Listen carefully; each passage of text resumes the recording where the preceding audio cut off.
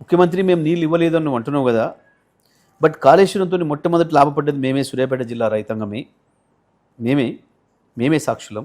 వరుసగా 8 పంటలు పండించినాం.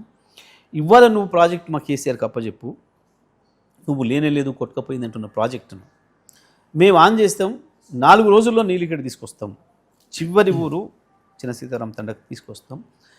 అట్లా తేలేకపోతే నేను ఎమ్మెల్యే పదవికి రాజీనామా చేస్తా అనే మాట చెప్పిన. గతంలో 4 సంవత్సరాలు ఇచ్చిననే మాట కూడా ఆ రైతాంగం ముందట మాట్లాడదాం.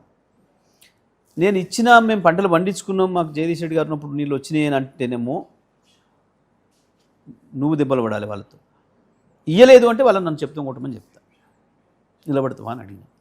అంటే మీ జిల్లా మంత్రి భారీ నీటిపారుదల శాఖ మంత్రిగా ఆయనకి ఈ విషయం చెప్పారా మీరు?